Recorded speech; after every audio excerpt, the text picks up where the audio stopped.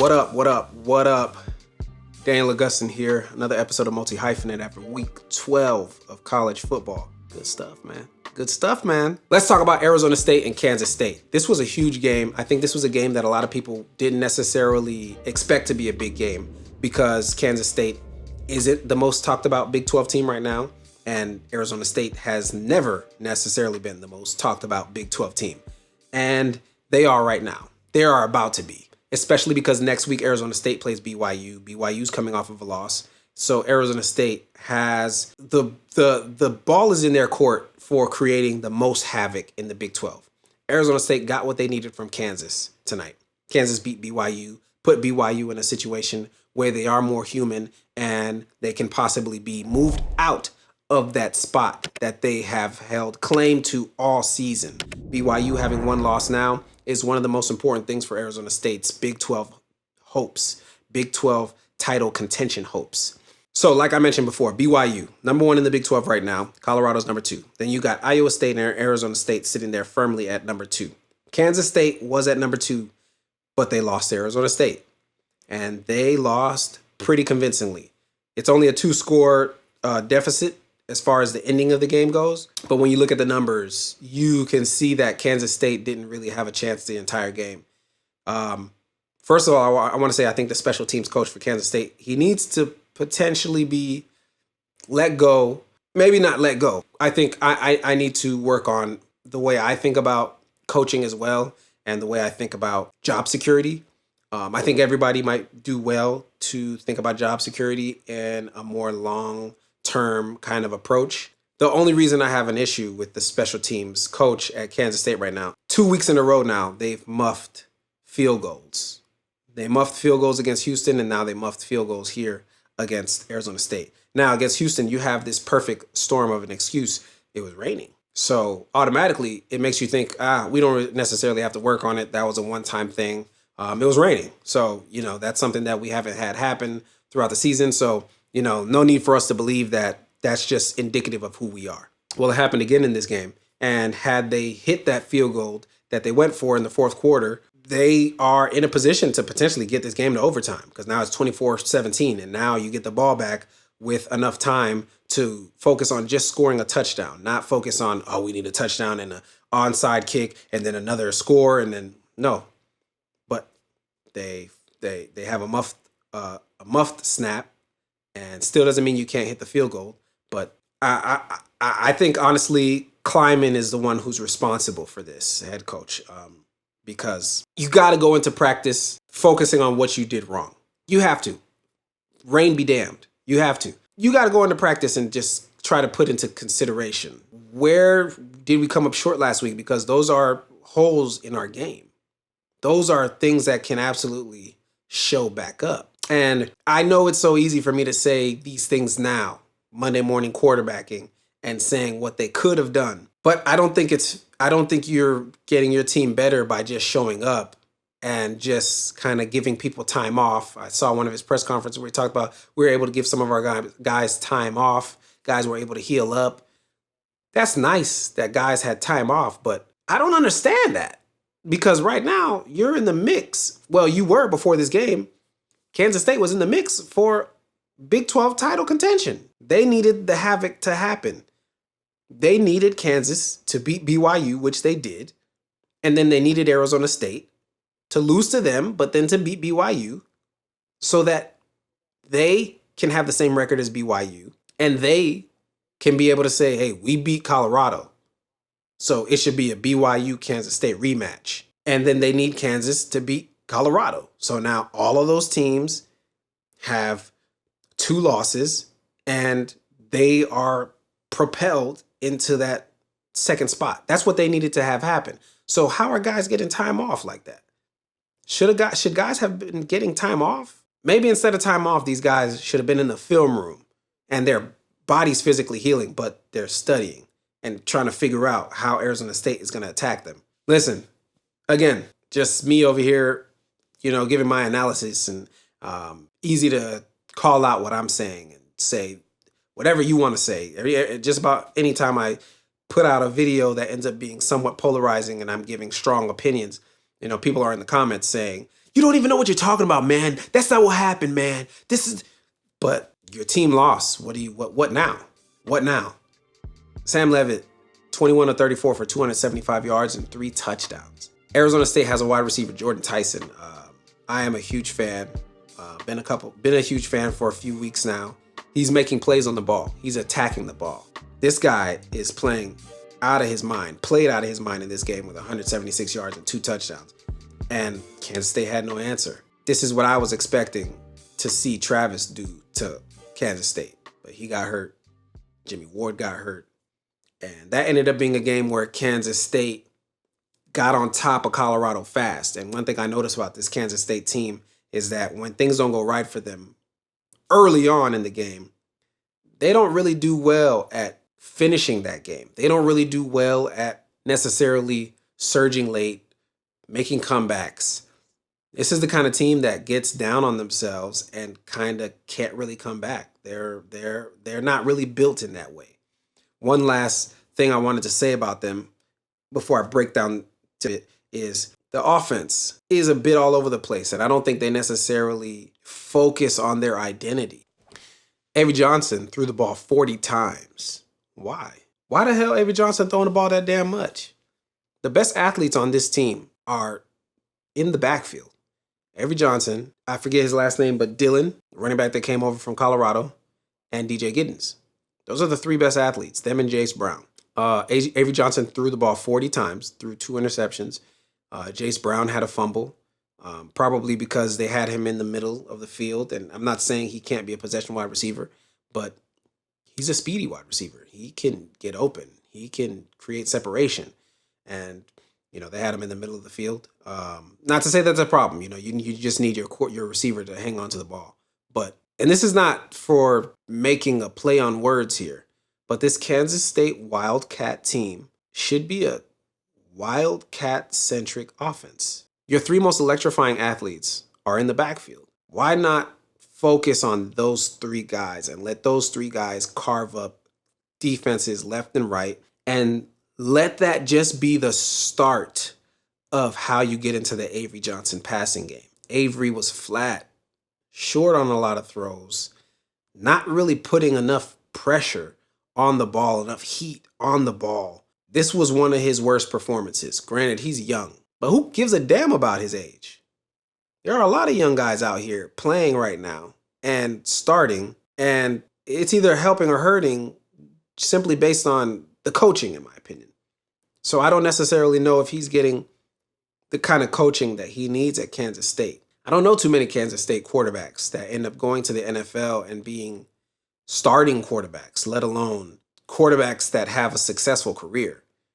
I think Avery Johnson is primed to have a special career at Kansas State. He's only thrown 7 interceptions all season. I think, if I'm not mistaken, he's 17 touchdowns, 7 interceptions. But no touchdowns in the air this game. He did get one on the ground, but nothing in the air. But he threw the ball 40 times. When do the Kansas State Wildcats coaching staff start saying to them, let's change it up in this game? When do they do that? I don't understand that. That's something that I don't understand. And DJ Giddens in the Big 12 and one of the best backs in college football. I don't understand. I don't get it. I just don't. Kansas State put up more total yards than Arizona State did. Kansas State passed the ball 40 times, but still threw for less passing yards than Arizona State did. They had more rushing yards and still averaged more yards per play. Yet they lost by 10. Where they do that at? It must be the turnovers, because they threw the ball. They had 3 turnovers to Arizona State's 1. And Arizona State won the time of possession battle, which I think Arizona State is good for because of the way that they play, because of the fact that they got back in Cam Scatterboot, and they're able to just kind of pound it with a bit of sauce. This Arizona State team is surging at the right moment as well. Kansas State is officially out of the Big 12 race. Kansas State is officially now playing for the best bowl game that they can get in. They'll get in a pretty good one. And that's the end of their season as far as like title hopes are concerned. It's all bowl game from here on out for them. And they'll just be preparing for next season. I think they really could use an offensive coordinator over there, though. I think whoever's calling the plays in Kansas State, they're not getting the most out of those players in any way, shape, or form. This is a Kansas State team that, in my opinion, could have been playing for a Big 12 title. They have one of the best teams in the Big 12, in my opinion. What they did at Colorado, I think, is a sign of who they could be. And I've seen them play. I've watched game tape on them all season, and I think they're a special team. But, they didn't show up. And, I mean, it's unfortunate that they had Arizona State at the time that they did, because Arizona State is also a very special team. They have a very special young coach. I think his name is Rob Dillingham. And they're surging. I mean, and they're surging for the right reason. They got a great back. They got a great receiver. They got a great quarterback.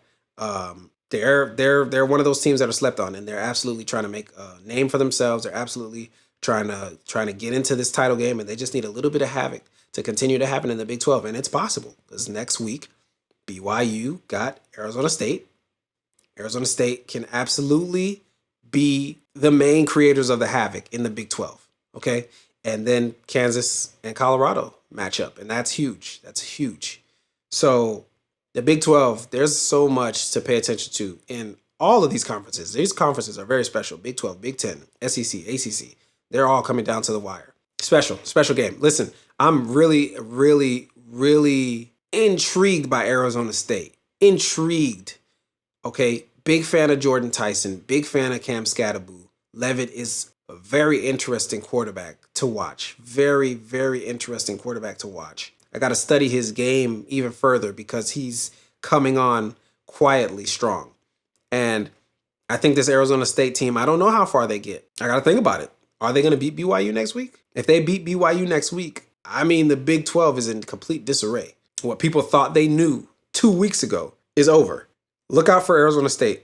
Next week is the biggest game of their season, and it's going to absolutely make for very good storytelling, very good college football game, and I'm going to have my eyes on it. I will absolutely be watching that game.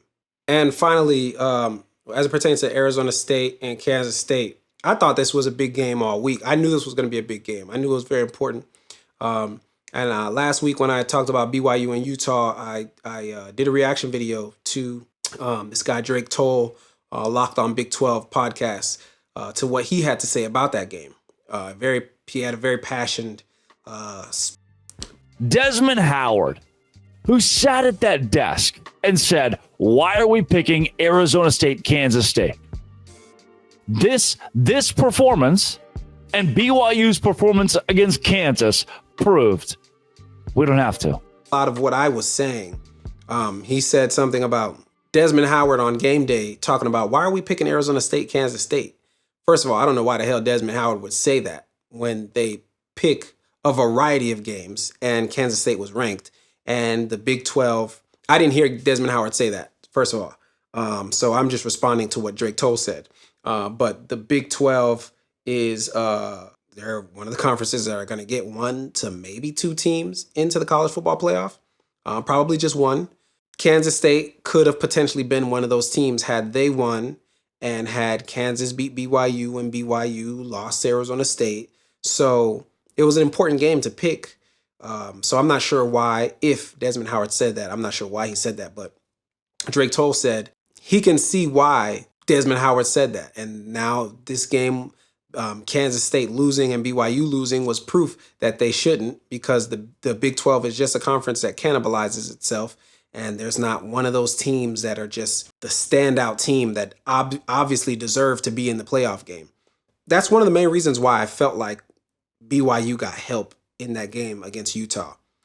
Because BYU being undefeated is a big story, not just for BYU, for the Big 12. Every one of these teams got money on the line. There's advertisements on the line for every one of these teams. The Big 12 currently, if I'm not mistaken, has a contract with Fox. What happens next season and the year after that and the year after that if Fox is like, the Big 12 is all right, but we want the SEC. And as far as Drake Toll's take, every conference is cannibalizing itself. That's all that's going on in the SEC. The ACC and the Big Ten both look very much alike right now, but the ACC is liable to only get 1, maybe 2 teams into the college football playoff. So I think the Big 12 is in a great place. I don't agree with Drake Toll's take that Desmond Howard's take was correct simply because Kansas State and BYU lost. Kansas State and BYU lost because there are a lot of good teams in the Big 12, and a lot of those teams aren't talked about that much. I think it's absolutely fascinating that Arizona State is one of these sleeper teams that nobody knows about. And just because BYU was undefeated doesn't mean they get to remain undefeated. Earn it. Earn it. And you didn't. It's my opinion that they should have lost against Utah. And the fact that they lost against Kansas says a lot about who they are. They've been winning games, but they just played against a team that has athletes and can make plays. And despite them having more yards in the air and on the ground, they still lost. BYU has been getting by. Personally, I think every single team should be trying to get a good 2 games on their schedule a season where they're playing against top 25 to say top 40 teams. And a lot of schools aren't doing that. BYU's biggest win this season was against SMU, and that's before SMU knew who they were. That's when SMU was still trying different things out with their roster and their depth chart. If they played against SMU right now, I feel like SMU would smoke them. I'm not saying BYU's a bad team.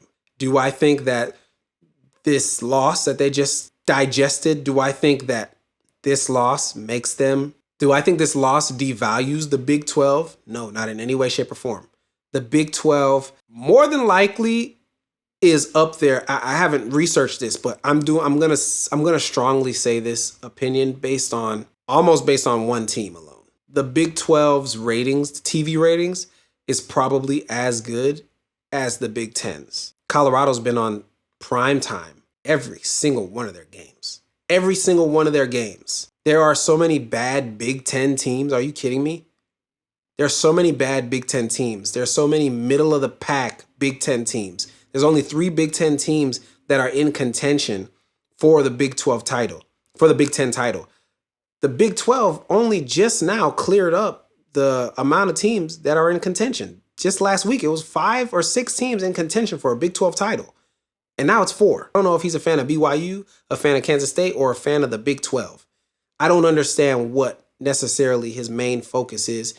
If his main focus is 12 is just as good of a conference as the ACC, I think there's a ton of parity in the Big 12, and that's not a bad thing. That makes the conference a lot more exciting, more competitive. And sure, there's no longer any undefeated teams in the Big 12. There aren't any undefeated teams in the SEC. So there's still an argument here to be made for the Big 12. There's kind of always been the top 2. I disagree. I disagree with Mr. Toll here. I think this game was absolutely important for it to be on game day, for them to be picking it. I think his take about, what Desmond's saying that was right is just completely wrong, because any notoriety the Big 12 is getting is important right now. And if you are in the college game day picks section, that means you're on a platform. So what the hell are you talking about? They picked the BYU game, they picked the Kansas State game, and they picked the Colorado game. They talked about 3 different games, 6 different teams in the Big 12. That's huge, man. That is huge. So I gotta disagree with you here, and I think there's more to look at than just the pessimistic view of, being upset like that. He sounded upset that Kansas State lost and upset that BYU lost. Kansas State got a lot of growing to do. They have one of the youngest quarterbacks in the Big 12 right now. They got a lot of growing up to do. BYU, they aren't that good. They're good. They've been playing good. They've been winning good, but they're not as good as you want to believe they are. And I think they could make the conference look worse if they get to the college football playoff and get spanked by somebody. So let's find out who the hell they are now, as far as I'm concerned. That's what I think we should see more of. Who the hell are they right now?